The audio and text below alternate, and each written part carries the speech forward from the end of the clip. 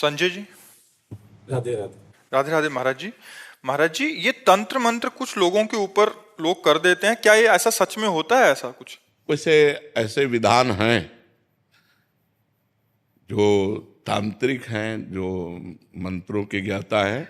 इसमें मारण है, वशीकरण है, उच्चाटन है, ये इसके विधान हैं। लेकिन ये उन्हीं के ऊपर काम करते हैं जो भगवान का भजन नहीं करते। जो भगवान का भजन करते हैं उनके ऊपर काम नहीं करते। अगर आप राधा राधा जपते हो, कृष्ण कृष्ण जपते हो, तो भगवान तुम्हारी रक्षा करेंगे। कोई भी तंत्र मंत्र तुम्हारे ऊपर काम नहीं करेगा। एक तांत्रिक था, तो वो शालिग्राम भगवान को चुटकियों से नचाता था ऐसे, और भक्त का नाटक करता था। तो भक्त लोग बड़े, जो देखने वाले, यार भगवान इसके बस में है, जैसा चाहता वैसा नचाता है। तो एक भजनानंदी संत थे, उनके पास कई लोग भजन करते, तो उन्होंने आकर बताया कि वो ऐसा बोले, भक्त कभी ऐसा कर ही नहीं सकता। भक्त भगवान को प्रदर्शन थोड़ी करेगा, वो तो आराधना की वस्तु है। तो फिर उन्होंने कहा, महाराज ये तो बड़ा गलत हो रहा है, समाज भ्रमित हो रहा है। तो बोले आपको चलना चाहिए। वो गए और खड़े हो गए और दिखा भाई, वो चुटकी बजावे कुछ नहीं। जब 100 का स्वभाव शेर हो जाता है ना, तो फिर कुछ नहीं चलता। और उनके पास भजन था और ये मंत्र का तांत्रिक था। तो इसने जब देखा कि यही बाबा जी आए और इसी कारण हुआ, तो उनसे कहा चले जाओ। तो उनका ये नाटक बंद कर, भोले भाले लोगों को तू ऐसे तंत्र के द्वारा लुभायमान करता है और पैसे इकट्ठा करता है। अब सारे समाज में उसकी बेइज्जती हुई, तो उसने शाम के अनुष्ठान किया मारण का। मारण का प्रयोग किया, वो खप्पर में आग की तरह जलती हुई उन महात्मा की तरफ बढ़ी, लेकिन उनकी देहरी की परिक्रमा करके बस खड़ी रही। कृत्या भी कहते हैं शास्त्रीय भाषा में, कृत्या, मारण, ऐसे नामों से उच्चारण किया जाता है। तो उन महात्मा ने कहा, मैं कोई दोषी हूं क्या? सब में भगवान वास करते, तू भी भगवत स्वरूप है। उसी के द्वारा प्रकट की हुई कृत्या, उसी को जाकर पटक दिया, उल्टी खून की। और जब उन शिष्यों ने कहा, महाराज मर जाएगा, आप कृपा करके चलो, बस राम राम राम राम राम, खत्म कृत्या। सब अंतर ध्यान हो गई। तो उनका बेटा, अब समझ जा, कान पकड़ा, उस शिष्य बन गए, महात्मा को ईमानदारी से भजन करने लगे। तो तंत्र होता है, मंत्रों में ऐसी ताकत है कि मारण, वशीकरण, उच्चाटन ये सब हो सकता है। लेकिन ये उन्हीं के ऊपर होता है जो भगवान का नाम जप नहीं करते। अगर नाम जप कर रहे हो तो तुम्हारे ऊपर मारण, वशीकरण, उच्चाटन ये सब कुछ नहीं होगा। भगवान के नाम में अपार सामर्थ्य है। राक्षस लोग बड़े मायावी थे, लेकिन राम राम जपने वाले विभीषण के ऊपर कौन सी माया थी? हनुमान जी के ऊपर कौन सी माया उन्होंने डाल दी? कुछ नहीं कर पाए। सिया जी के ऊपर कौन सी माया डाल दी?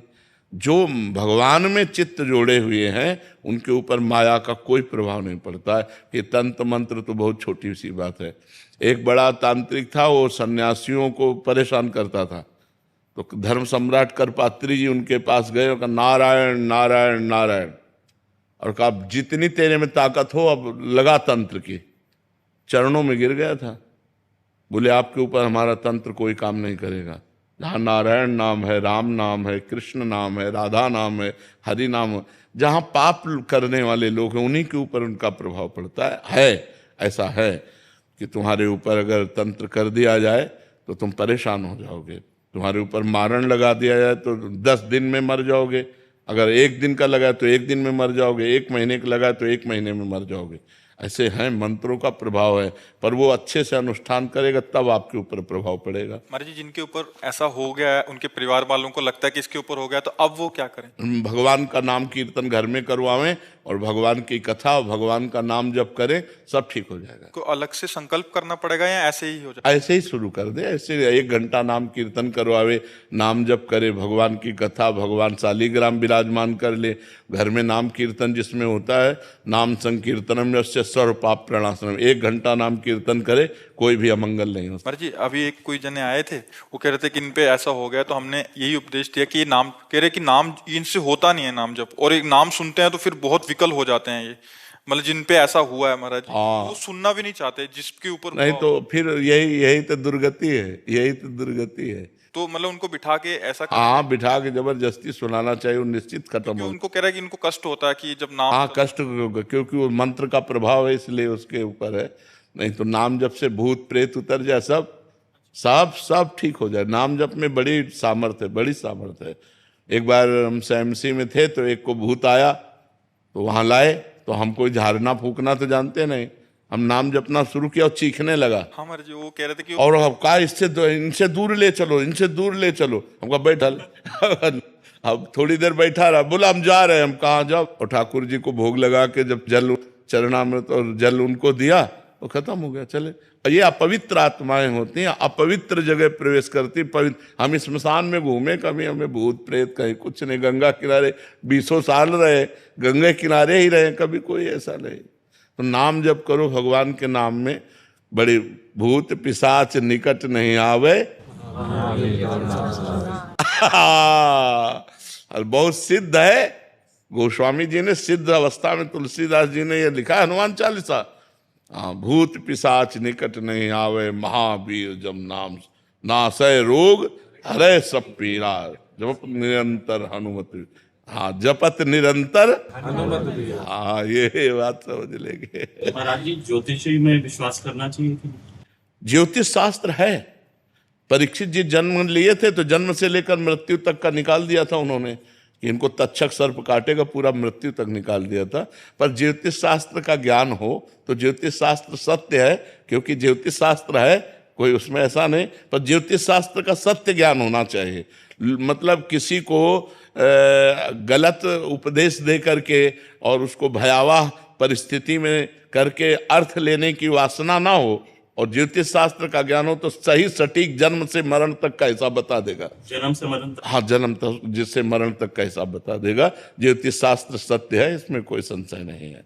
पर ये सिद्ध होना चाहिए, मतलब उसको उसका परिपक्व ज्ञान होना चाहिए। ज्योतिष शास्त्र ऐसे ऐसे विचार करने वाले कि जैसे तुम्हारी भैंस खो गई, और वो आपका विचार किए तो आपको बता देंगे कि आपके गांव में दक्षिण कोने में 3 घर के बाद वो बंधी हुई है, वो चले जाओ, उठा खोल लाओ। ऐसा है ज्योतिष ज्ञान।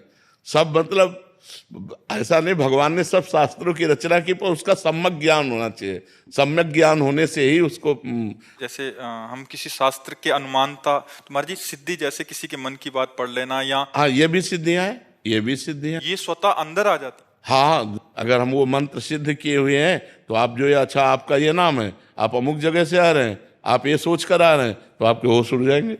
पर इन सब सिद्धियों को प्राप्त करने वाला भगवान को नहीं प्राप्त कर सकता।